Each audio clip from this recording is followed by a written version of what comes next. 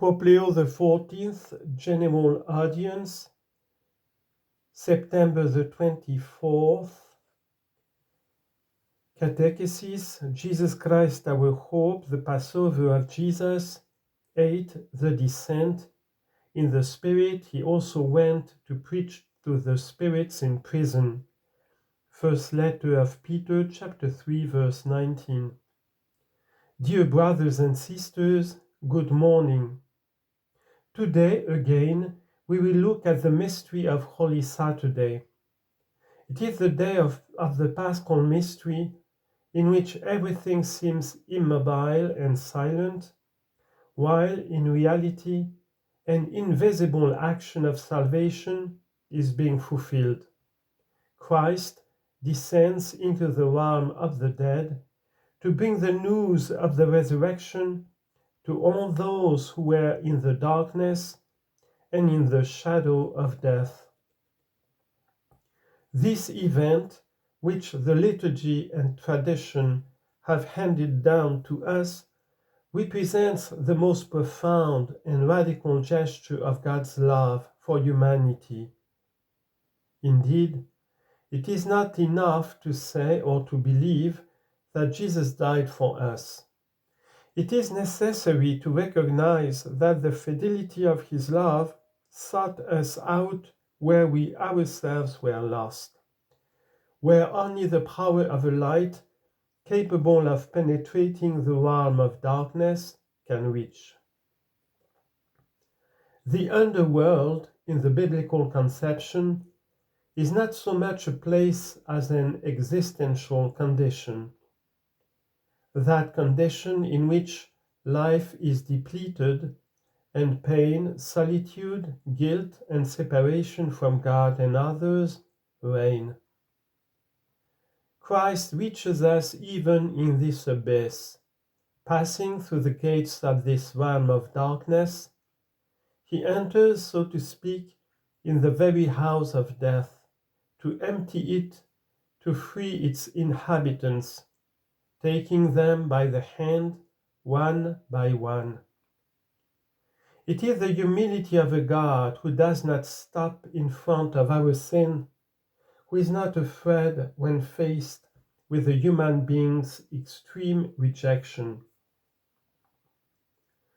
The Apostle Peter, in the brief passage from his first letter that we have just heard, tells us that Jesus, made alive in the Holy Spirit, went to take the news of salvation even to the spirits in prison. It is one of the most moving images, which is expressed not in the canonical Gospels, but in an apocryphal text entitled The Gospel of Nicodemus. According to this tradition, the Son of God entered the deepest darkness to reach even the last of his brothers and sisters, to bring his light down there too. In this gesture, there is all the strength and tenderness of the Paschal message. Death is never the last word. Dear friends, this descent of Christ does not relate only to the past, but touches the life of every one of us. The underworld is not only the condition of the dead, but also of those who live death as a result of evil and sin. It is also the daily hell of loneliness, shame, abandonment, and the struggle of life. Christ enters into all these dark realities to bear witness to the love of the Father, not to judge, but to set free, not to blame, but to save. He does so quietly, on tiptoe, like one who enters a hospital room to offer comfort and help. The Fathers of the Church, in pages of extraordinary beauty, described this moment as a meeting, that between Christ and Adam. an encounter that is the symbol of all the possible encounters between God and man. The Lord descends where man has hidden out of fear and calls him by name, takes him by the hand, raises him up, and brings him back to the light.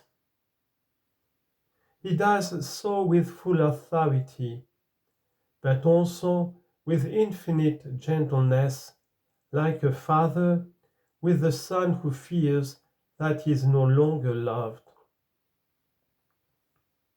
In the Eastern icons of the resurrection, Christ is depicted breaking down the doors of the underworld, stretching out his arms and grasping Adam and Eve by the wrists. He does not save only himself.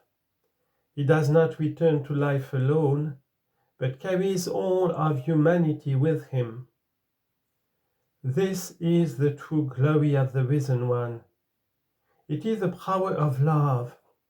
It is solidarity with a God who does not want to save himself without us, but only with us. A God who does not rise again unless he embraces our miseries and lifts us up to a new life.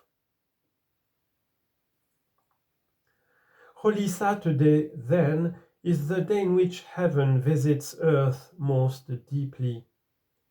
It is the time in which every corner of human history is touched by the light of Easter, and if Christ was able to descend all the way down there, nothing can be excluded from his redemption.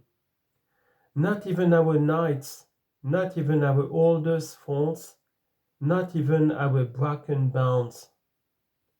There is no past so ruined, no history so compromised that it can't be touched by mercy. Dear brothers and sisters, to descend for God is not a defeat, but the fulfillment of his love.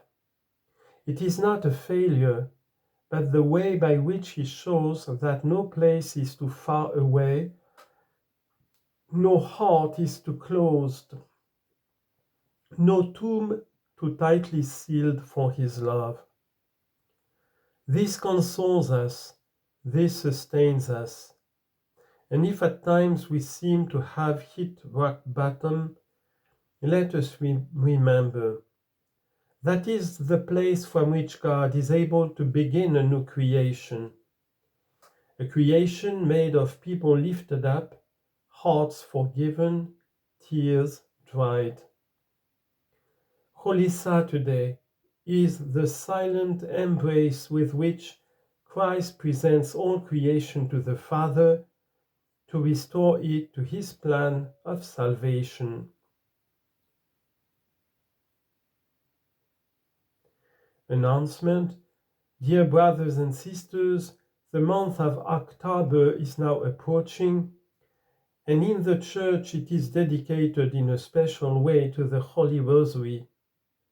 Therefore, I invite everyone every day of the coming month to pray the Rosary for peace, personally, in the family, in the community. I also invite those who serve in the Vatican to say this prayer in St. Peter's Basilica every day at 7 p.m.